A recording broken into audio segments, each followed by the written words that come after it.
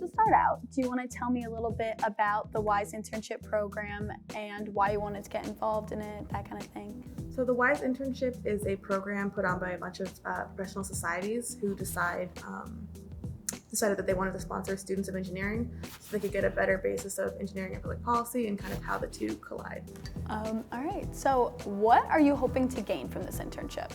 Every student in the program works on a paper looking at policy recommendations for a problem of their choosing.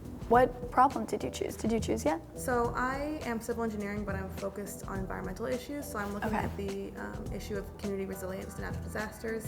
Oh, wow. Mainly because as climate change gets worse, natural disasters become more commonplace. You guys present these ideas, Yeah, right? so on August 1st this year, but at the end of the summer at every year, we all present our policy recommendations, so looking at the problems that we think exist and then how we think we can help fix them through policy.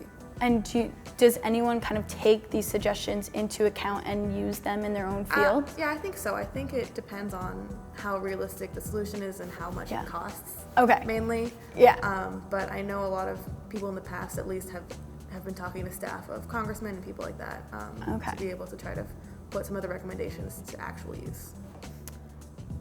How are you using ASTM standards throughout your project? So I think civil engineering as a discipline uses a lot of standards to kind of look at building codes and the way that those two things intersect. But I specifically am looking at the committees on performance of buildings, which I believe is EO6, and I'm also looking at a lot of the guides that ASTM's put out.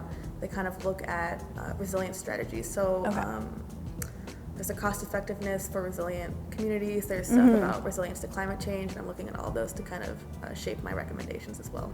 Okay, great.